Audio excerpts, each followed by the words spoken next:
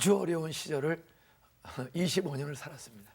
태어나서부터 25살 때 될 때까지는 정말 밑바닥 생활로 모든 가능성을 다 경험했다고 생각합니다. 그 얘기 좀 들려주시죠. 네.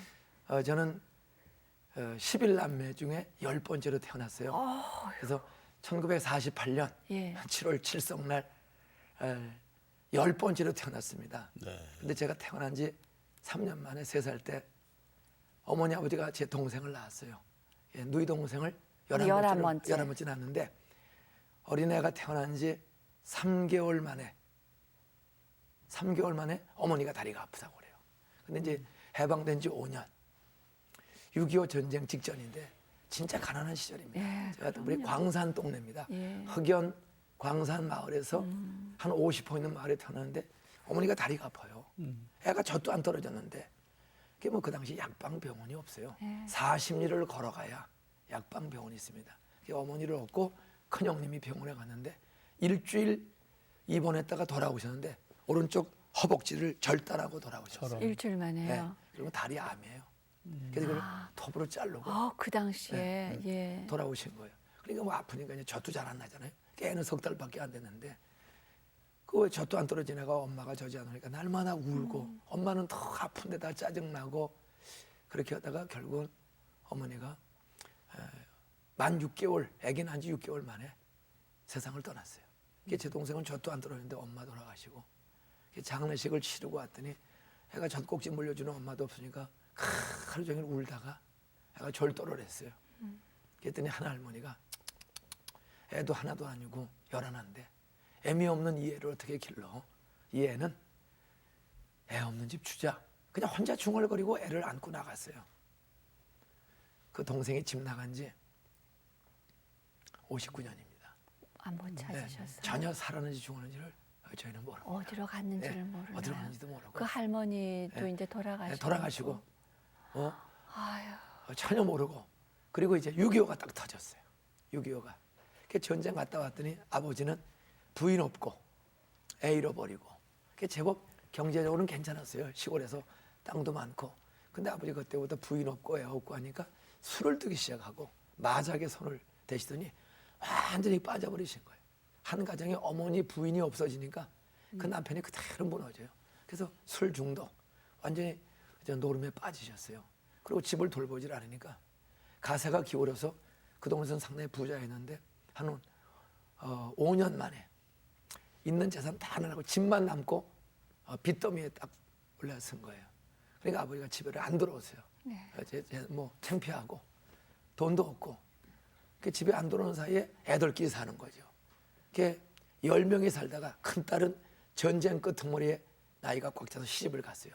충청도로 시집 가서 불교의 보살님이 됐어. 동생들을 위해서 늘 불공 드리는 거예요. 그런데 제가 8살 때 학교를 들어갔습니다. 근데 아침에는 9이서 죽이라도 먹었는데 수수풀뜨기라도 보리죽이라도 이렇게 먹었는데 학교 갔다 오면 형이 안 보이고 누나가 안 보이고 그래요.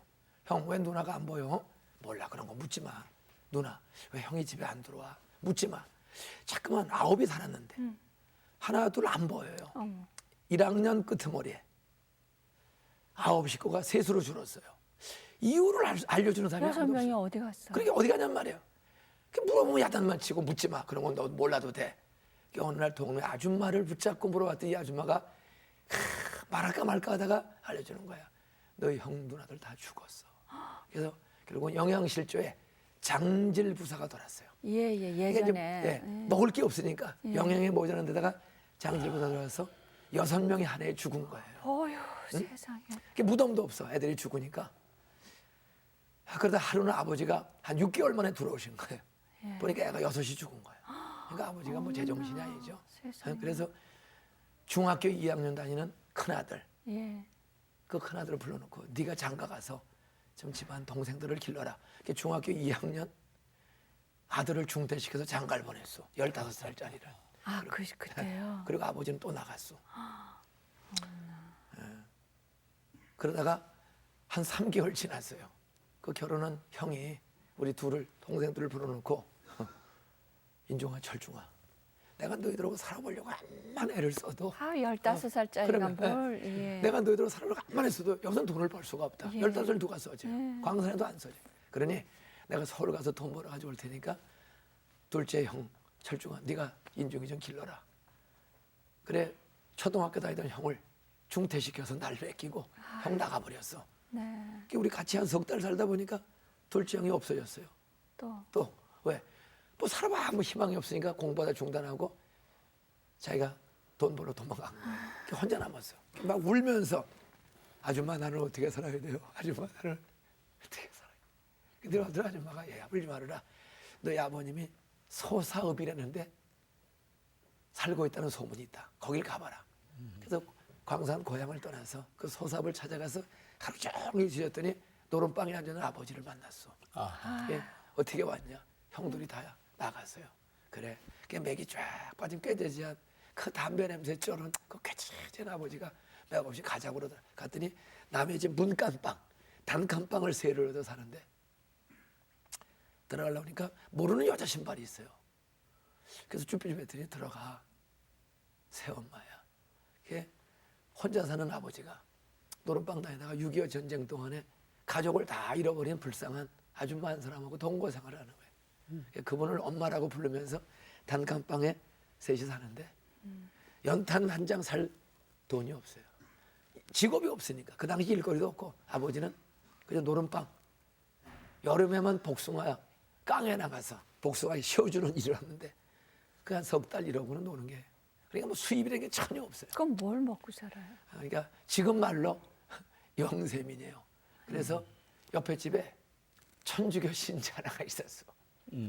우리는 종교가 없어요. 그냥 미신이고. 거기서 불쌍한 노인네가 애 하나 들었는데 아무 수입이 없다 했더니 그 옥수수 가루 몇 대하고 밀가루 배급이 나와요. 그것이 고정 수입입니다. 그 외에는 틈틈이 어머니가 남의 집에 일 다니면서 또 여름 되면 복숭아 장사하고 그래서 하여간 겨우 하여간 주로 1년 3분의 2 이상은 보리밥도 못 먹고 죽 먹고 사는 거예요. 옥수수 가루죽, 예? 강내 가루죽. 그렇게 살면서 진짜 죽지 못해 사는 거예요. 진짜 어느 날은 4학년이 되었어요. 서산남국민학교. 3월 달에 입학, 이제 3학년 올라갔는데 학교를 가야 되는데 밥을 주지를 않아요. 아버지는 들어오지도 않고 또 나가서 안 들어오시고. 그래서 새엄마가 우두커니 앉았으세요. 그때 눈치가 빨라요, 저는. 아, 오늘 먹을 게 없구나. 그냥 보재기에다, 가방에 어디서 보재기죠. 책을 몇 권을 싸고 있더니 우리 새엄마가 얘야, 어떻게 굶고 학교를 가냐. 잠깐만 기다려봐라. 그랬더니 나가서 아무것도 없는데 무슨 양은다를 들고 어디 갔다 오시더니 한 10분 만에 오셨어요. 그때 뭘 끓여. 그랬더니 뭐 시커먼 누리끼리 한 죽을 하나 가져와서 술 냄새가 꽉 차요. 아무것도 없으니까 그 새엄마가 소사 양조장에 가서 술찌꺼기. 막걸리 짜고 버린 술찌꺼기. 예. 그 돼지밥으로 쓰는 그걸 퍼온 거야. 그러니까 이제 소독을 하는 게 끓인 거죠. 반찬 아무것도 없이 그 누리끼리한 술찌꺼기를 끓여서 가져왔는데 그걸 그냥은 먹기가 어려워요. 근데 6.25 전쟁 끝나고 설탕 끓여놓은 구경도 못 해요. 그럼요. 예. 사카린. 사카린도 비싸서 못 먹어요. 제일 싼 게 당원. 그 당원을 하나 넣고 저으면 달짝지근하죠. 달짝이니까 애들은 단 거 좋아하니까 한 대접을 먹으니까. 취하지 않아요? 네, 일단 학교 갈 때 방금 먹었으니까 아직은 안 취해요. 그 이제 학교 가서 1시간 공부를 딱 앉아서 하면 이제 막걸리가 살살 올라오죠. 예? 그러니까 시뻘개지고. 문제는 소변이 마려운 거예요. 네. 밥 먹고 애들은 1시간 참지만 이 막걸리를 준 막걸리를 먹으면 35분만 되면 그냥 배가 땡땡해져요. 그러니까 그냥 고춧가루머리를 꽉 잡고 오줌 싸지 않으려고. 그러다 종치면은 이거 붙잡고 나가요. 제일 먼저 나가서 화장실 그 벽돌 끝에 가면은요, 막 뒤에서 애들이 웃어요. 그게 누가 웃나 딱 쳐다보면 그냥 애들이 한 20, 30명이 화장실 가다가요, 애가 다리를 흔드니까 술 취해가지고. 취해서. 취해서 흔드니까 막 깔깔대고 웃는 거야. 예? 아, 그때 참 얼굴이 빨개지고요. 그러면 그 학교가 2층이었는데 뛰어내려 죽고 싶어요. 그런데 제가 안 죽은 이유는 한 가지예요. 그냥 얼굴이 빨개지는데 한 20명이 뒤에서 막 웃는데 웃는 애들과 내 사이에 또 하나 아이가 고추구뚜머리를 잡고 이거 흔들고 오는 애가 있어요. 그 놈도 아침에 술찌꺼기 먹고 온 놈이야. 그래서 그 아이와 둘이서 서로 쳐다보고 찌끔씩 웃고 화장실에 가서 소변 보고 그렇게 살면서 참 이 세 끼를 먹고 사는 게 그렇게 힘든가. 수업료 내지 못해서 항상 불려나가서 너 수업료 언제 낼 거냐 그걸 물어보는 게 아니에요. 언제 낼 예정인지 물어보고 와라. 집에 갔다 오라는 거야. 언제 낼 예정. 집에 갔다 오라. 근데 집에 갈 수가 없어요. 가봐야 그 월사금을 준다는 사람이 아무도 없어. 그럼. 버는 사람이 없으니까. 그러면 들어갈 소리를 안 해요, 선생님. 야, 빨리 집에 갔다 와. 그럼 서서 못 들어가요. 들어갈 소리 안 해요. 서 있으면 선생님이 세워놓고 공부를 해요. 중학교를 어떻게 들어갔어. 그래도 좋은 담임 선생님을 서산항국민학교 5학년 교육 때 김영목 선생님을 만나서 그분이 공부를 가르쳐주고 도와줘서 입학원서 써줘서 서울 사대 부중을 들어갔어요. 그때는 입학금이 있던 시절 네. 아니에요. 아주 그 어려운 때 선생님이 도와줘서 제가 서울대학교 사범대학 부속중학교를 그 선생님이 밤마다 공짜로 공부를 가르쳐줬어. 자기 집에서. 부잣집애들은 돈 받고 저는 공짜로. 그 사대 부중을 어떻게 다니긴 하는데 공부 잘해야 들어가는. 그러면 예. 아주 그 선생님의 도움으로 또 하나 내가 사는 길은 공부하지 않으면 살 길이 없다. 그래서 참 공부를 열심히 했습니다. 그렇게 하면서 다녔는데 결국은 수업료를 못 내요. 그 3개월에 800원인데 그 800원을 못 내요. 그럼 중학교 가면 담임이 있고 과목이 다르잖아요. 그 담임의 조회수는 야, 너 수업료 언제 낼 건지 소사에 물어보러 갔다 오라는 거예요. 가봐요. 이렇게 서 있어요. 그럼 들어갈 소리 안 해요. 그러면 이제 영어 선생님이 들어와요. 그럼 쓱 쳐다보고 들어갈 소리를 안 해요, 선생님들이. 예? 그 이왕 공부시키고 야 들어가서 해라 하는데 들어갈 소리 안 해고 서서 공부하는 거예요. 참 창피해요. 그럼. 그래도 내가 공부해야 이 다음에 가난을 면할 수 있고 남을 도울 수 있다. 그래서 서서 공부하고 무릎 꿇고 공부하고 어떤 그렇게 하면서 중학교는 어떻게 졸업했는데 결국 입학금이 없어서 고등학교를 못 갔어. 그리고 신문 돌리고 노동판 나가고 길거리 복숭아 장사하고 그때 권태성이라는 교회 선생님을 만나서 제가 초등학교 4학년 때 그 친구 따라 교회를 처음 나갔어요. 우리 집에서 처음으로. 교회 나가면 밥 먹여주냐? 그러면 쑥 울고 그러면서 교회에서 몇 번 본 선생님이 저를 찾아와서 인중아 너 이렇게 신문 돌리고 장사만 하면 어떡하냐? 너는 공부만 잘할 수 있어. 내가 저녁마다 공부 가르쳐 줄 테니까 너 나한테 와. 교회에서 몇 번 만난 권태성이라는 선생님이 수학을 밤마다 가르쳐 주는 거예요. 그래서 어떤 복숭아 장사하고 신문 돌리고 뭐 신문 돌 돈도 못 받고 그냥 수금해서 도망가고 뭐 이런 어려운 과정 속에 세상 참 악하구나. 일 시키고 돈 안 주고 그런 우여곡절 끝에 그래서 경복고등학교를 또 들어가고 그러면서 신앙에 대해서 그 친구 하나가 끈질기게 저를 주일마다 교회 데려가서 믿음은 들으면서 들으면 그리스도의 말씀으로 하면서 그 가난 속에 교회에서 간식을 주는 그 재미, 간식 먹는 재미, 거북이 공책, 필통, 연필 그걸 다 학교를 다니니까 그 상 타는 것이 저에게는 그렇게 기대가 돼요. 왜? 그래 학교를 다닐 수 있으니까. 어떤 그렇게 잘하면서 친구 하나 때문에 4학년 때부터 교회를 들락날락 하면서 조금씩 믿음을 갖게 되었습니다. 그리고 교회를 다니기는 다니는데요. 친구 따라 4학년 때 나갔어. 그런데 여름 성경학교예요. 뭐 하나님이 살아계시다. 좋으신 하나님이다. 그러면 반발에 확 올라요. 정말 하나님 살아계시고 좋은 하나님이면 나같이 열심히 살려는 사람에게 공부할 길도 좀 주시고 우리 가정도 좀 행복하게 살 길을 열어주셔야지. 왜 우리 가정은 저렇게 아버지 무너지고 이렇게 가난하고 이렇게 힘들고 돕는 사람이 이렇게 별로 없는가? 막 이런 반발심이 생겨요. 뭐 베세대 광야에서 버리도 5개로 5,000명을 먹이고 12건이 남았다. 이런 설교를 막 하더라고요. 청교를 가는데 화가 확 나요. 그렇게 500의 기적이 남고 12건이 남았으면 그 남은 거 우리 집에 좀 보내주지. 우리 집은 당장 먹을 게 없고 이렇게 비참하게 사는데 교회는 가도 설교가 믿어지지가 않고 막 화가 나는 거예요. 막 거짓말 뻥치는 것 같고. 그래서 첫날 교회 가서 이제 화가 잔뜩 났어. 하는 얘기마다 거짓말이야. 왜? 뭐 남았다, 살렸다. 우리 엄마는 죽었는데 뭐 나서라야 나오너라? 우리 엄마 좀 살려주지. 그게 화가 나서 나 다시 교회 안 오겠다. 그렇게 결심을 했어. 여름 성경학교 2시간 반을. 그런데 분당 공부 마치고 선생님이 기도를 딱 해주니 얘들아 내일 또 와라 그래요. 그 4일을 가야 돼. 여름 성경학교를. 미쳐나 또 오게. 거짓말하는 교회 다시 안 온다. 그리고 막 뛰어나가서 고무신 신고 현관을 나가는데 복숭아를 하나씩 주더라고요. 간식으로. 예. 그때 내일 또 와야지. 야, 교회 오면 복숭아. 먹을 걸 주는구나.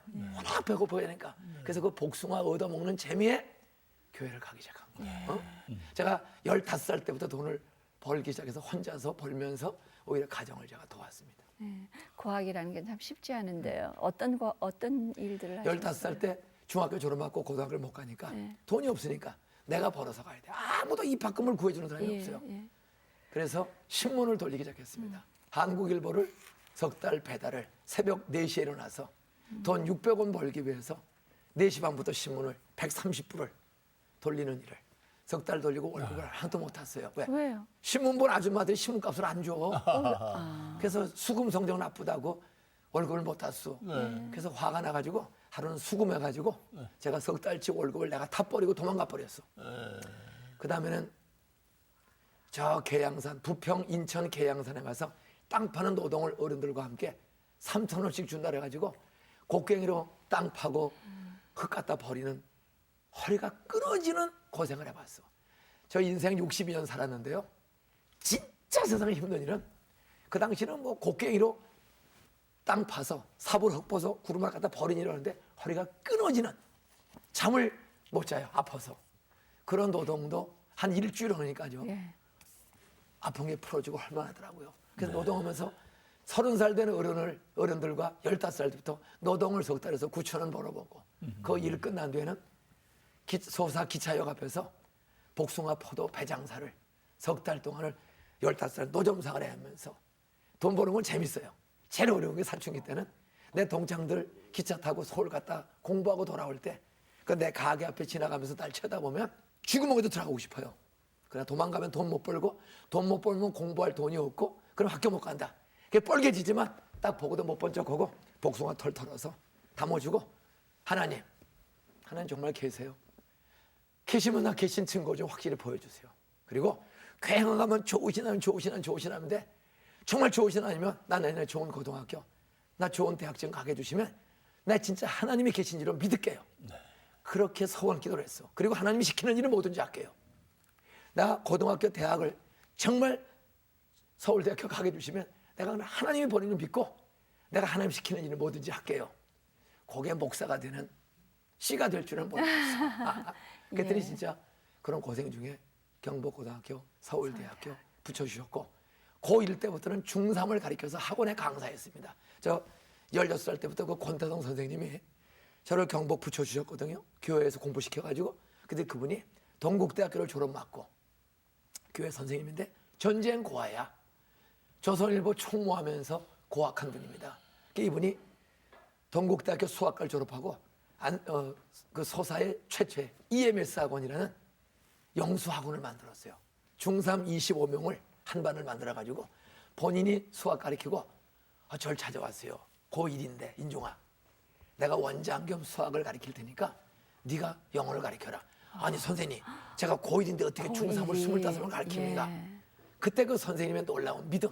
너는 중3을 2번을 배웠기 때문에 너는 그리고 좋은 학교 갔기 때문에 중3은 네가 제일 잘 가르칠 수 있다. 딱 보니까 예. 난 중3을 2번 배웠잖아요. 그래요. 그래 내 중3은 다 위다시피 하니까 그래서 고1 때부터 제가 EMS 학원에 영어 선생님 했습니다. 그랬더니 학교 갔다 오면 저녁에 애들 25명을 영어를 가르쳐요. 그러면 3,000원을 줘요. 그거 가지고 제가 집에 보리쌀 팔아대고 제가 학비 대고 그러면서 학교를 고3 때까지 아르바이트를 해가면서 하다가 서울대 떨어졌어. 한 번에. 그래요. 떨어졌어요. 예. 그래서 또 재수. 예. 그때는 창피해서 있을 수가 없어요. 뭘 전공하셨어요? 제가 고등학교 졸업하고 대학을 갈 때 서울대학교에서 프랑스어, 불어를 전공했습니다. 그러세요. 그래서 난지도에서 양계장에 취직을 해가지고 예. 양계장에 조수노를 하면서 재수할 때 황정호 목사님을 만나서 새벽 기도를 배웠어. 그리고 황정호 목사님이 새벽 기도하면 서울대 갈 수 있다. 그래서 저 다시 68년도에 학원을 하루도 다닌 적이 없고 그 난지도 양계장에 있으면서 성함께 출석하면서 그 목사님 말씀 읽고 새벽 기도 해가지고 안수기도 받고 그리고 서울대학교 합격하는 그런 그러셨군요. 기적 같은 일을 제가 경험한 겁니다. 가난을 그렇게 이겼습니다. 그런 과정 속에 서울대학 들어가셨을 네. 때 그 기분은 그건 뭐 뭐라고 제가 말하죠? 지금도요. 네. 내가 어떻게 이 대학을 들어가고 졸업했나? 그건 100% 하나님의 은혜. 하나님 본 적이 없습니다. 그러나 목사님 말씀, 성경 말씀 기도하면 어떤 가난과 고난도 이기는 능력 하나님이 주셨다, 주신다. 이걸 믿기 때문에 아까 우리 고 권사님, 저는 나이가 62살인데도 청년처럼 사는 건 그 하나님 내 아버지인데 어떤 고난도 공부도 인간관계도 풀어주시는 능력 있는 좋으신 아버지가 내 아버지인데 저는 뭐 어떤 권세 재벌 앞에 만나서 기죽지 않은 건 우리 하나님 아버지가 더 권세와 축복이 많은 분이니까. 아멘. 그래서 신나게 삽니다. 예. 근데 목사님이 네. 그 어려운 그 시간을 다 거치고 서울대학 딱 들어가셨다고 하셨을 때 네. 제가 이렇게 머릿속에 이렇게 그려보면 서울대학 합격자 명단을 예전에 왜 그럼 붙이잖아요. 그래, 그죠? 붙였죠. 방을 그러면. 써붙이잖아요.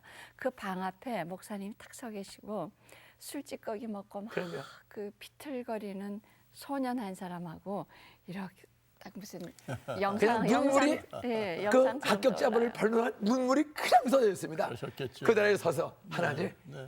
내가 다시는 하나님 의심하지 않겠습니다. 하나님이 시키는 일은 제가 꼭 하겠습니다. 그리고 제가 공부 진짜 열심히 해서 내가 돈 벌어서 나처럼 이렇게 고생하는 애들 제가 학교 세워서 돈 때문에 눈물 짓지 않도록 제가 꼭 고등학교를 세우겠습니다. 그렇게 그 자리에서 약속을 했습니다. 근데 이제 목사님 말씀을 이렇게 쭉 우리가 들어보면서요.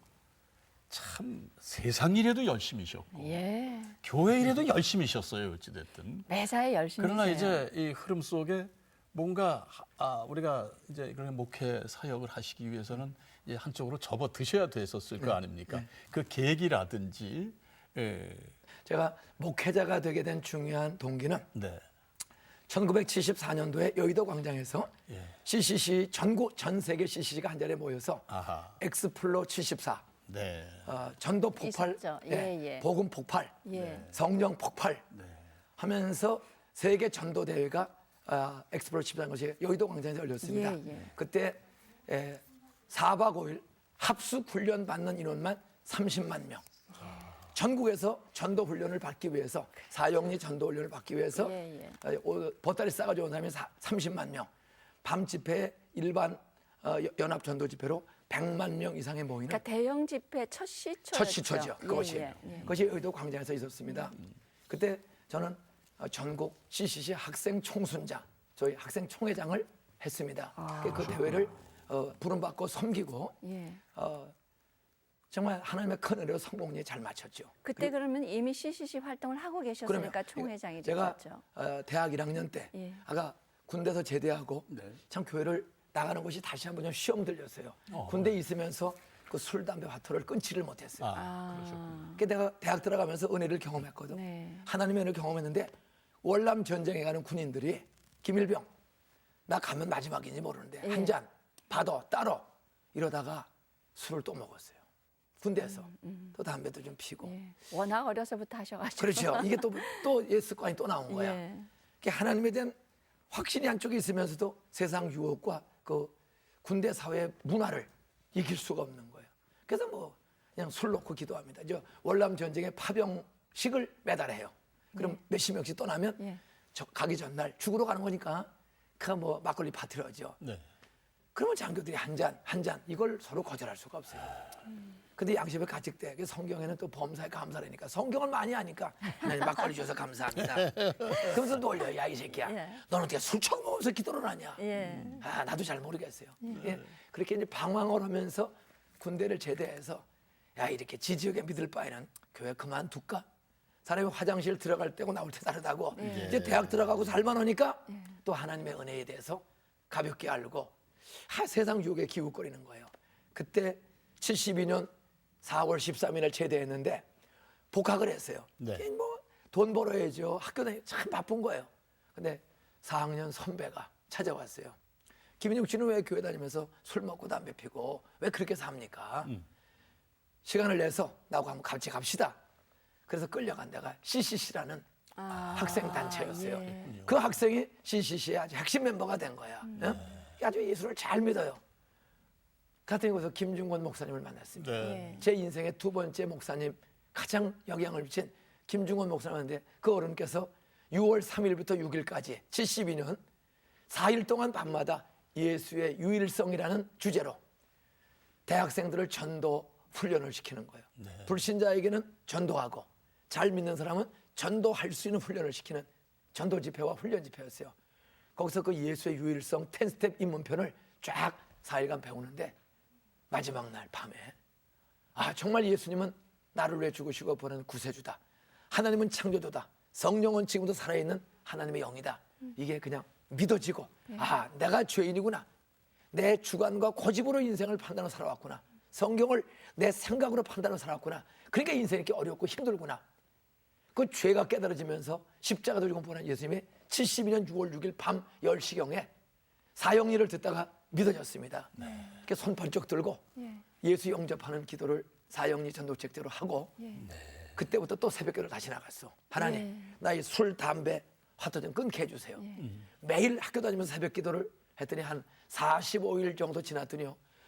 그렇게 좋아하던 술, 담배, 화투가 7월 21일경에 싹 끊어지는 기적의 성령의 치유를 경험했어요. 하기 싫어졌어요. 그냥 먹고 싶은 생각이 없어. 하고 싶은 생각이 없어져. 내가 보다 기적이 일어난 거예요. 그리고 9월 달에 개학을 해서 학교를 갔어. 가서 제가 프랑스어를 전공했는데 우리 과에 25명 학생이 있어요. 나 빼놓고 24명. 그 사람들을 1대1로 사형리로 전도를 하는 겁니다. 16명을 전도했어. 그래서 걔들을 데리고 10스텝을 내가 은혜 받은 10스텝 이문표를 가지고 똑같이 성경 공부를 캠퍼스 시작을 했어. 그랬더니 그 많은 형제들이 그래요. 형, 술 한잔 합시다. 나 술 안 먹어. 왜 안 먹어, 형? 나 예수 믿어. 형, 1학기 때도 예수 믿었잖아. 그때 술 먹었잖아, 형. 그때는 가짜로 믿었고 지금은 진짜로 믿어. 그 농담인 줄 알아요. 왜? 워낙 술을 좋아하던 사람이 안 먹으니까. 그러면서 그 친구들이 이 형번이 정말 하나님에 계시구나. 그래서 우리 부록과에 16명을 제가 전도를 했어. 그 학생들이 지금 명성교회 여전도 회장을 얼마 전에 하셨고 권사가 되고 주 스페인 대사 부인이 되고 약간 그분들이 예수 잘 믿는 사람이 사방에 지금 있습니다. 그때 제가 예수 믿고 변화될 뿐만 아니라 엑스포를 끝나고 나는 정치를 하고 싶은데 이 하나님의 뜻이 뭘까? 하나님의 뜻과 내 꿈이 같은가? 이게 고민이에요. 성경을 많이 읽었어. 내 꿈보다 중요한 하나님의 뜻과 계획이다. 그게 뭘까? 그때 계속 데모거든요. 그래서 학교 공부도 안 되길래 74년 1974년 엑스포를 마치고 11월 마지막 월요일부터 12월 첫째 토요일까지 걸쳐서 만 6일을 한월산에 금식 기도를 갔어요. 그때 엑스플로를 성공리에 마치고 간사 8분, 학생 5분이 장래 진로 문제 때문에 다 개인적으로 고민하다가 이심전심으로 우리 그러면 기도 한번 가자. 그래서 마장동에서 13명이 모였어. 그래서 한월산에 가서 월요일부터 토요일까지 만 6일을 금식 기도하는데 기도 제목은 딱 하나입니다. 우리 장래 하나님이 원하시는 길이 무엇입니까? 우리를 어디 쓰시려고 이 세상에 보내셨습니까? 이거야 다 13명이. 그 금식 기도를 딱 하는데 한 4일째 됐습니다. 물만 먹고 그 자나무 그 추운 얼음이 오는 자나무 속 기도하는데 이런 음성이 딱 들려와요. 돈이나 권력은 사람을 굴복은 시켜도 사람의 인격과 삶을 변화는 못 시킨다. 복음만이 너를 변화시킨 것처럼 너희 가족을 변화시킬 수 있고 세상 변화시켰다. 그러니 돈과 권력 가진다고 변화되는 게 아니다. 복음과 성령의 사람을 변화시키네. 나는 네가 복음을 전하는 사람이 되기를 바란다. 꼭 음성이 들리는 것 같아요. 눈도 아무도 없는데 계속. 그래서 알았습니다. 제가 그러면 복음을 전하는 사람이 되도록 제 신학교를 가겠습니다. 그래서 간증하고 내려온 곳이 74년 12월 첫째 토요일이었습니다. 그래서 거기 13명이 모였는데 13명에 한 사람인가 두 사람 빼놓고는 다 목사, 선교사, 사모가 되거나 그렇게 됐습니다. 한 사람만 평신도 사역자가 되고 나머지는 저는 지금 한국교회 한정국 선교사님 부부 선교에 가장 앞서가는 또 김정우 교수님 부인 장경희 간사가 거기 있는데 총신대학의 남편이 교수요 목사요 부인은 그 당시 간사였습니다. 그 금식기도 하는 중에 한 사람이 제 짝꿍이 되고 지금 통합 측의 목사님, 합통 측의 목사님, 선교사로 윤수길 선교사님, 김한신 선교사님 이분들이 다 그때 기도하던 선후배지간이었습니다. 근데 목사님 그 뭐 예나 지금이나 다 서울대학 하면 누구든지 이제 다 공부 잘하고 똑똑한 사람이 가는 거고 또 서울대학을 가면 어떻게 보면 성공의 지름길에 이미 이제 올라탄 사람으로 생각을 하는데요. 근데 지금 대학 4학년이에요. 그렇죠? 네. 근데 이제 나는 이 길을 가겠다. 그렇다. 예. 주위가 다 그럼 다 반대하죠. 예. 그게 졸업반이야 이제. 네. 예. 75년 졸업반이야. 이제 졸업식만 남았어요. 얼마 남았는데 밥을 먹는데 큰형님이 제가 이제 부모님 다 돌아가시고 큰형 집에 앉았는데 야, 너 졸업하면 뭐 할 거냐? 네. 제가 그동안 정치한다고 했거든요. 형님, 저 아무래도 신학교를 가야 될 것 같아요. 그때 밥상에서 우리 형님이 숟가락을 타거든. 이 새끼가 정말 갈속 미쳤네. 야, 이 새끼야. 그렇게 고생하고 공부하고 신학교를 가? 나가! 근데 우리 형님이 정말 무서운 사람입니다. 밥상 그냥 발로 차고 죄송합니다. 사람들도 주먹으로 치고 아주 무서운 사람이에요. 참 마음은 따뜻한데 중학교 2학년 중퇴하고 결혼해서 죄송하지만 저희 형님이 2번 이혼했습니다. 상처가 많아요. 술만 먹으면 아버지한테 왜 나 공부 안 시켜주고 장가 보내서 내 인생을 이렇게 그래요. 어렵게 만들었습니까? 예, 예. 참 너무 불쌍한 형님이야. 예. 근데 참 사랑과 눈물과 의협심이 많고 바르게 사는 분인데 가끔가다 이렇게 열등무시 그 상처가 속에서 나오겠죠. 그냥 너무 실망해서 야, 이 새끼 돈 벌어서 집안을 살려야지. 신학교를 가. 나가. 안 나가면 진짜 때리는 겁니다. 박사님, 그래서 나가겠습니다. 그래서 그냥 대충 보따리 2개 싸가지고 집에서 75년 때 쫓겨났습니다. 어? 하나님, 뭘 먹을까 마실까 입을까 염려하지 말라고 했는데 나 신학교 간다고 쫓겨났는데 당장 오늘 밤 어디서 잡니까? 당장 어디서 먹고 학교 다닙니까? 나 염려되지 않도록 먹고 잘 집을 주세요. 진짜 홍해바다 앞에 있는 모세와 이스라엘 백성처럼 기도에는 길이 없어요. 근데 성경은 빌립보서 6절 아무것도 염려하지 말고 오직 모든 일에 기도와 간구로 너희 구할 것을 감사함으로 하나님께 아뢰라. 아멘. 그리하면 모든 지각에 뛰어난 하나님의 평강이 그리스도 위에서 너희 마음과 생각을 지키시리라. 현재의 고난은 장차 나타날 영광과 좋게 비교할 수 없느니라. 하나님을 사랑하는 자 곧 그 뜻대로 부르심을 입은 자들에게는 모든 것이 합력하여 선을 이루느냐. 하나님, 아멘. 이 말씀대로 나 염려하지 않도록 더 좋은 집 주세요. 그리고 가방 들고 143번 타고 광화문에 내렸어.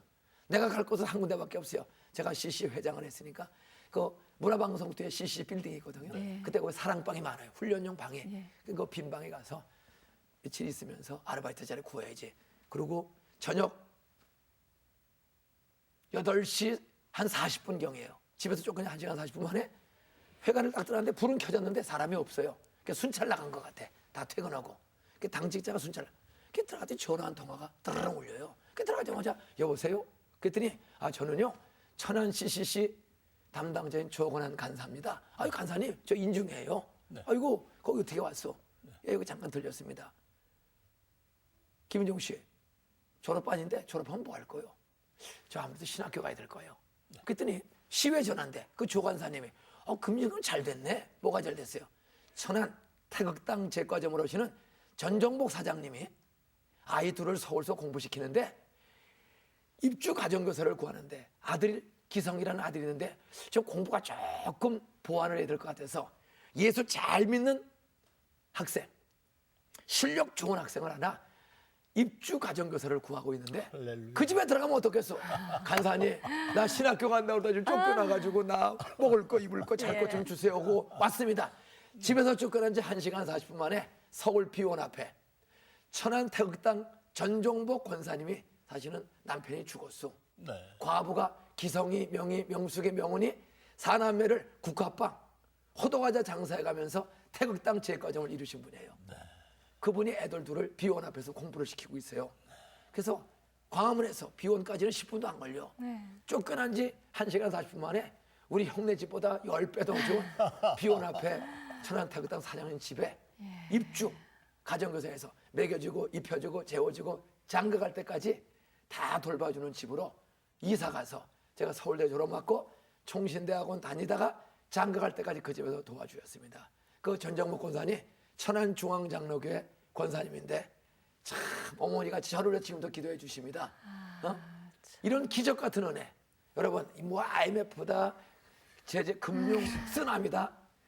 살아계신 하나님은 이스라엘 백성을 광야 40년 동안에 만나고 매출을 먹여주시고 불기둥 구름기둥으로 인도해서 가나안 땅에 가게 하신 하나님, 그 하나님이 저를 수없는 역경 속에 100번도 넘는 역경 속에 쫓겨나면 더 좋은 집, 쫓겨나면 더 좋은 직장, 이런 식으로 인도해서 여기까지 왔고, 저를 쫓아낸 형님, 예. 나를 미쳤다고 했던 형님, 어떻게 되셨어요?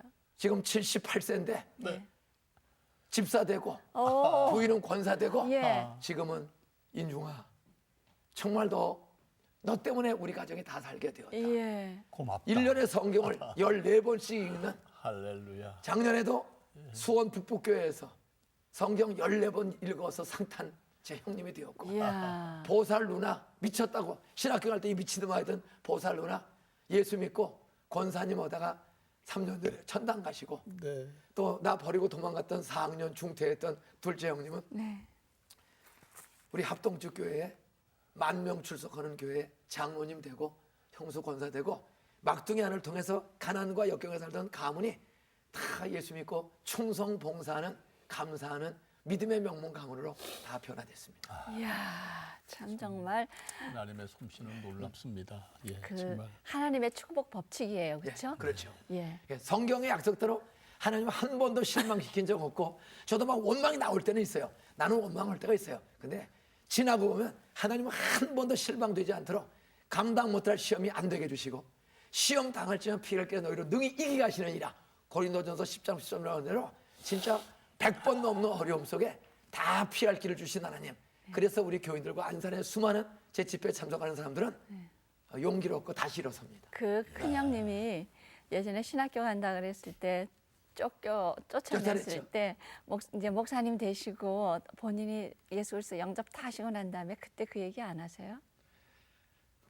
울면서 미안하다. 그런데 미안하실 거 하나도 없어요. 하나님이 그 형님을 쓰셨어요. 그렇죠, 맞습니다. 예. 그래서 저는 쫓겨나서 더 좋은 집으로 간 거예요. 그러면요. 안 쫓겨나서 밤낮 버리고 꽁대기도 먹기 어려웠는데, 예. 그래서 여러분 직장에서 쫓겨나고 뭐 밀려난다고 걱정하지 마세요. 더 좋은 기회 주실 줄 믿으시기 바랍니다. 예. 특별히 목사님 그 안산을 이제 선택을 하셨는데요. 그 안산을 선택하신 이유도 그 중에 하나인가요? 하나님의 100% 하나님의 인도하심인데, 저는 안산 가본 적도 없고 아는 사람도 없고, 그랬습니까? 그런데 76년도에 총신대학원에 대학을 졸업하고 총신대학원에 진학을 했습니다. 그게 이제 전도사 아닙니까? 교육전사. 아니, 큰 부담이 있어요. 하나님, 나를 신학교 오게 해주셨는데 나 어디 가서 전도하기를 원하십니까? 네. 어디 가서 이 십자가에 피 흘려 죽으시고 부활한 예수의 복음을 어디 가서 전하기를 원하십니까? 이게 제게 제일 큰 기도 제목이에요. 그래서 틈만 나면 그 사당동 총신대학원 뒷산에 그 기도 장소가 많습니다. 거기 가서 기도하면, 하나님, 나를 신학교 오신 하나님, 나 어디 가서 전도해서 복음을 전하기를 원하십니까? 그걸 계속 기도하는 거예요. 근데 76년 1학기 마치고 2학기 개학을 했어요. 2학기 개학해서 학교 다니다가 어느 날 9월 달쯤에 아르바이트는 그 태극당 제과점 집을 돌아왔습니다. 근데 동아일보가 와 있더라고. 네. 그 동아일보를 학교 갔다 와서 읽는 거예요. 네. 읽는데 사회면에 그 박정희 대통령 당시죠. 네. 국가에서 그 경제개발 뭐 1차, 2차, 3차 막 추진할 때 네. 그 경제개발 교육으로 산업사회를 만들기 위해서 서해안 갯벌 마을에 반월 공업단지를 조성할 계획이다. 네. 그 사회면에 일반 기사로 국가 계획이 기사에 나온 거야. 그리고 많은 지도를 하나 그려놨어요. 갯벌 마을을, 서해안. 근데 딱 공업단지를 조성할 계획이다. 그렇게 기사가 써 있는데, 그러면 세상 말로 공장 근로자들이 많이 몰려오겠구나. 네. 공장 근로자는 공부하고 싶어도 돈 없고 가정이 어려워. 가난하거나 가정이 역근행이 되어서 공부하지 못한 아이들이 오겠구나. 내 신문 돌리던 생각, 복숭아 장사하던 생각이 나면서, 야, 나보다 더 어려운 아이들이 결국 먹고 살기 위해서 공단에 흘러들구나. 내가 그때 약속한 게 떠오르는 거야. 나 고등학교 대학만 가게 해주시면 학교를 세워서 공부시키겠습니다. 그게 계속 떠오르는 거야. 예. 그래, 하나님이 약속된 나를 공부를 잘하게 해주셔서 이렇게 됐으니 학교를 세워야 되겠구나. 그러면 나는 목사니까 공장이 많으니까 돈 버는 사람도 많을 것이고, 거기 반대로 돈을 전혀 못 버는 근로자도 많을 것이다. 네. 그들에게 있는 부자 전도하고 돈 내놓게 해서 근로자들의 아이들을 가르치자. 근로자들이 가정은 가져도 애들을 가르칠 힘이 없습니다. 그러니 야간 학교를 해서 어른들을 가르치고 애들을 주간에 가르치자. 그래, 이 공단이야말로 어른과 아이의 교육이 필요한 것이다. 또 청소년들이 얼마나 방황해요. 복음이 나를 변화시킨 것처럼 술, 담배, 밭에서 살던 나를 25살까지 교회 다니는 동안 오늘 믿음을 주신 하나님, 말씀과 성령으로 이 아들을 기르면 애들이 변화되겠다. 그리고 자식 하나 잘 되면 가문이 달라진다. 그러니 애들을 실력 있는 아이, 재능 있는 아이로 길러내자. 부모들을 전도하고 교육시키자. 이런 생각이 한순간에 그냥 떠올라요. 그냥 슬라이드 보는 것처럼. 예. 신문을 보다가 예. 그 신문을 잘랐습니다. 예. 집어넣고 하나님, 이게 빌립보서 2장에 있는 대로 하나님이 주신 소원이면 너희로 소원을 두고 행하게 하시나니 하나님 소원이면 나 갈 수 있는 길을 주세요. 그 76년 9월서부터 그 신문지를 보면서 기도를 한 3년 했더니 하도 접었다 뺐다 해도 끊어졌어. 다 없어졌어. 네. 그것이 찢어지는 날 개척을 하게 되었습니다. 79년도. 예. 79년도에 결국 그 장소로 하나님이 가게 하신 거예요. 예. 그때 가게 할 때 사직 터널 위에 있는 이여숙 할머니라는 독거노인 할머니가 돌아가셨는데 한 번도 가본 적이 없어. 그게 서대문의 한 작은 교회 교육전도사인데 독거노인 돌아가셨는데 장례식 치를 사람이 없어. 단지 목사님이 우리 교육자들이 장례식을 치렀으면 좋겠습니다. 그래서 흰눈 날인 1월 달에 장례식을 치르고 딱 나오는데 반월 신공업단지 조성 예정 지역 그 지도에서 본 기도 제목 하던 데가 할머니 장례식 치르고는 바로 옆에 동네야. 아. 그걸로 처음 가본 거야. 예. 79년 1월 31일 날쯤에. 예? 신문을 보신 건 몇 년도인데요? 76년. 그러니까 9월. 3년 후. 그러니까 3년 후에. 예. 그게 졸업식 직전이지. 졸업은 다 이제 공부는 끝났고. 예. 그 장례식을 치르고 나오는데 바로 옆에가 반월 공단지야. 아, 내가 기도인데 여기구나. 막 가슴이 뜨거워요. 그 눈이 와서 하얘. 이제 사방을 막 밀어 제끼더라고요. 그리고 돌아왔죠. 아, 거기구나. 대충 알았어요. 그리고 저희는 강도사 고시를 합격해야 목사가 됩니다. 그게 6월 달에 강도사 시험이 있어요. 그러니까 강도사 시험 치고 개척하자. 이런 마음을 가지고 청계산 기도원에 가서 강도사 시험 준비 기도를 하는데 공부는 안 되고 그 할머니 장례식 때 봤던 동네가 가보고 싶은 거야. 그래서 4월 달에 막 그냥 견딜 수 없는 끌어오는 마음이 있어서 공부를 안 하고 하루 내려와서 부천에서 시외버스 타고 반월공단을 처음 가본 거야. 갔더니 공장 3개가 있더라고요. 공장 3개가.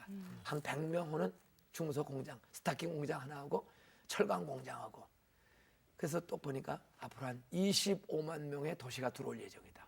공장이 한 1,500개가 들어온다. 그런 내용을 알게 되었어. 이렇게 와서 다시 기도하는데 아, 지금 가라. 거기 가서 교회가 없을 때 가서 개척을 해라. 참 그런 마음이 들어요. 돈이 있어야죠. 네.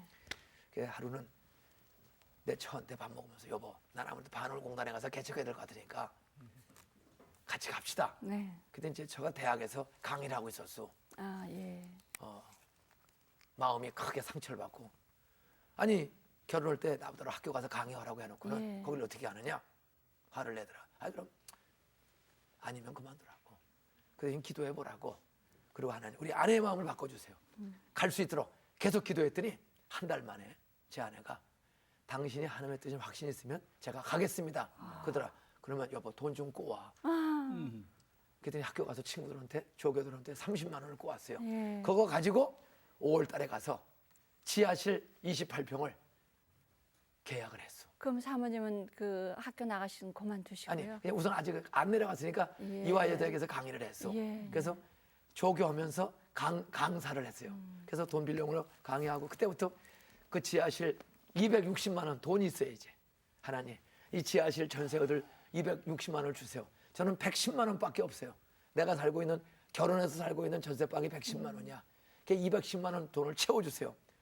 그렇게 기도했더니 쫓아낸 형님이 교회 안 다니는 그 형님이 예. 하루는 집에 갔어요. 왜 왔어? 예. 형님 저 개척을 하려고 그러는데 돈 좀 있으면 주세요. 얼마나 줘?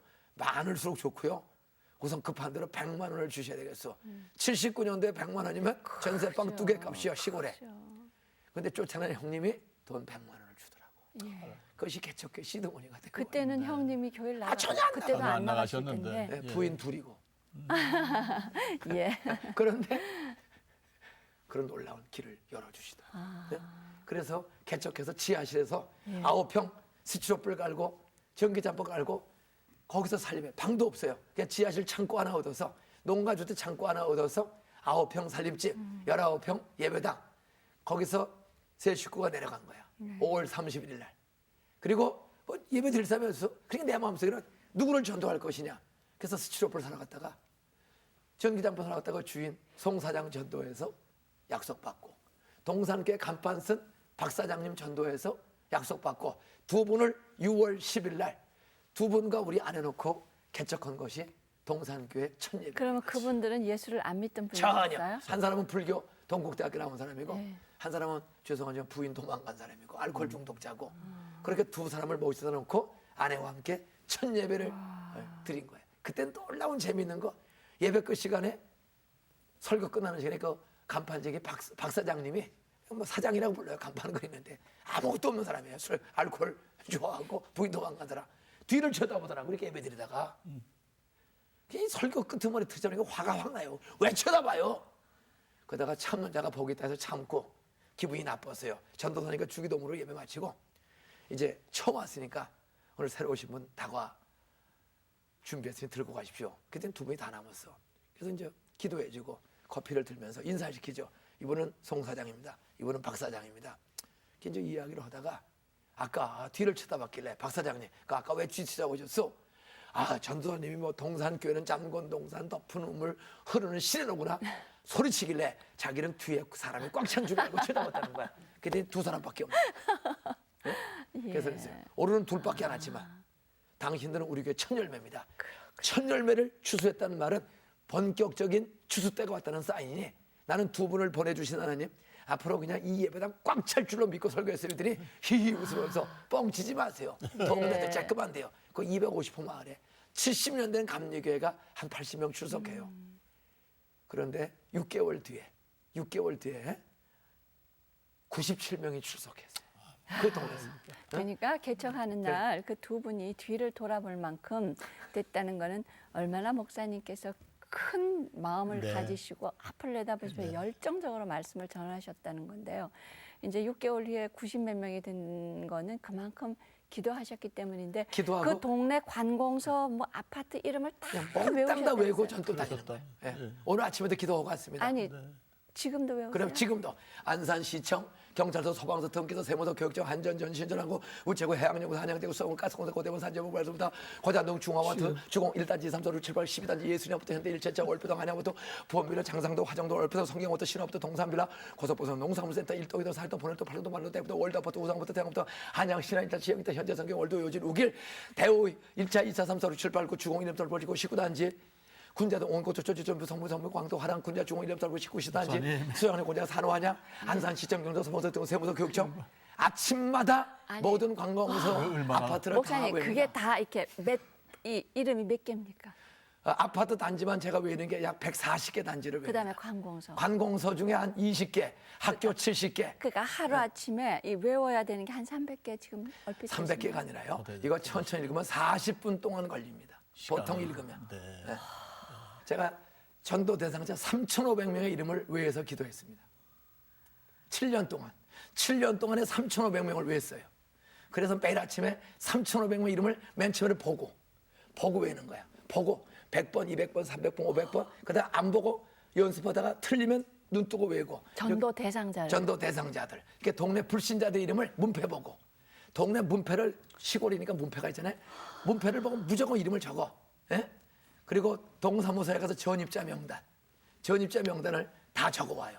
그리고 무조건 얼굴도 모르면서 이름을 3,500명을 불렀더니 어른 출석 760명으로 올라가더라고. 그러면 새신자 등록 그다음에 이제 어느 날 했을 때 목사님이 이렇게 그러면. 새신자 명단을 딱 보면 이 이 사람 그러면 내가 기도하던 이 당신을 사람 위해서 그동안 3년째 기도했습니다. 예? 놀라운 역사가 일어나요. 그러니까 오늘 아침에도 안산시를 위해서 그 수많은 관공서에 건물을 기도하는 게 아니라 안산시청, 그러면 시청을 기도하는 게 아니라 시청. 시장님, 국장님, 과장님, 계장님, 통장님, 반장, 고추장까지 다 예수 믿고 51%가 돌아오고 해주세요. 어? 시의원, 도의원, 경찰서 그러면 건물 오는 게 아니라 서장이야, 국장, 과장, 계장 이 사람들의 51%가 예수 믿게 그런 마음으로 기도를 하는 거예요. 그러니까 진짜로 그게 돌아오는 거예요. 그러니까 양말을 신고 주무셔야겠습니다. 그러면 목사님. 아침에 뛰어가려면 시간을 엄으로 볼 시간이 없습니다. 정말 놀랐어요. 기도의 응답. 기도하면 사울, 스데반이 죽으면서 기도했을 때 스데반은 죽어서도 스데반의 기도를 들으신 하나님이 다메섹 도상에서 사울을 변화시켰다. 기도하면 살아생전에도 응답이 오고 죽은 뒤에도 반드시 응답이 온다. 사울의 변화를 보라. 저는 거기서 깨달은 거예요. 스테반의 기도하고 죽었어. 근데 죽은 뒤에 사울을 변화시켰잖아요. 우리 기도는 반드시 응답이 온다. 그걸 지금도 계속 그걸 믿고 기도합니다. 그러니까 그냥 매주 몇십 가정씩 지금도 계속 불신자들이 따라와. 왜? 제가 안산을 위해서 수도권 14도시를 위해서 기도합니다. 제 교회에서 중복이던 14도시는 안산, 시흥, 인천, 부천, 광명, 서울, 과천, 의왕, 군포, 안양, 수원, 오산, 평택, 시흥, 화성. 하나님 이 도시에 전도문을 열어주세요. 그래서 지금 14개 도시에서 사람들이 아니. 계속 구원 역사 나타납니다. 서울대학 나오신 머리 좋으신 목사님이 하실 수 있는 머리 거지. 좋은 게 아니라 날마다 한 번 적어서 지도를 놓고. 우리 같은 사람 지금 지명도 못 외우겠거든요. 그러면서 저희도 돈 없어 고생하고 교회 시끄럽다고 쫓겨날 뻔하고 교회 짓다가 한번 회사가 부도나고 그런 어려운 일 많이 있어요. 이제도. 그래 그때마다 기도하면 고린도전서 10장 13절 감당 못할 시험 당함을 허락지 않으시고 시험 당할 때 피할 길에서 너희로 능히 이기게 하시느니라. 창세기 1장 28절 생육하고 번성하여 땅에 충만하라. 땅을 정복하라. 땅을 다스리라. 하늘과 땅을 다스리는 권세 있는 하나님을 믿고 의지하면 사업도 건강도 가정도 전도도 교육도 다스리고 해결할 수 있는 권세 하나님이 주신다. 그것이 백절불굴. 얼마나 어려움이 와도 하나님 감당할 힘을 다 주신다. 인생 60년을 이제 이렇게 지나오셨습니다. 참 이렇게 뒤돌아보시면서 내가 목회자의 길로서 어떤 목회관을 가져야겠구나. 늘 새로 가시는 목사님을 뵈면서 그 말씀 좀 듣고 싶네요. 앞으로. 나이가 들수록 네. 좀 우리 부모들을 또 형제 대다수가 떠났는데 네. 내가 우리 교인들과 시민들과 이 지구촌의 사람들을 우리 가족처럼 내가 섬겼으면 좋겠다. 어떻게 하면 더 많이 섬길까? 지금 저의 목회의 마지막은 우리 이웃들을 도시민과 지구촌의 사람들을 빵과 복음을 가지고 어떻게 하면 더 많이 섬길 수 있을까? 그래서 우리 교인들이 좀 축복을 많이 받고 좀 세계적인 거부가 나와서 빵과 복음을 같이 계속 주고 특별히 탈북동포 이 수만 명의 탈북동포들이 계속 이어지는데 그리고 저 북한에 있는데 동포들 그들에게 어떻게 하면 빵과 복음을 같이 좀 많이 줄 수 있을까? 그러면 하나님이 얼마나 기뻐하실까? 하나님 우리 교인들과 한국교회와 세계를 축복해 주셔서 좀 요구하는 교회가 되지 말고 책임을 지고 돕고 섬기는 교회가 되자. 그것이 지금 가장 중요한 삶의 궁극 목표입니다. 그게 이제 기도의 제목이기도 예. 하시고요. 예. 예. 그 목사님이 정말 누구나 어렵게 살았다고 해서 어려운 사람 마음을 헤아리는 건 아니에요. 그렇죠? 근데 끊임없이 배고프고 힘든 사람들을 향해서 마음을 끊임없이 이렇게 여시는 데는 그 목사님을 붙드는 그게 그것이 뭡니까? 하여튼 저는 사도 바울이 나이 나된 것은 하나님의 은혜로 됐다. 제가 어떻게 공부를 할 수가 있었습니까? 친구 따라 교회 갔다가 굶지 않고 공부 잘하고 목사로 여기까지 온 것은 전적 하나님의 은혜는 다시 앞에 거저 받았으니 거저 주라. 제가 받은 게 너무 많아요. 가정 애들도 잘 자라고 교회 학교 이렇게 되는 것은 결국은 하나님이 주라고 줬다. 주는 것이 받는 것보다 더 복이 있다. 그래서 그저 말 한마디라도 악수를 해도 뜨거운 사랑이 전달되도록 뜨겁게 안아주고 허깅해주고 그저 침을 튀겨라도 뭔가 저 하나님의 사랑이 전달됐으면 좋겠다. 그래서 저 사람한테 용기 얻고 저 사람 때문에 가정과 교회가 변화됐으면 좋겠다. 직장에 그런 애타는 마음이 저에게 지치지 않은 건강과 열정을 계속 심어주고 있습니다. 예.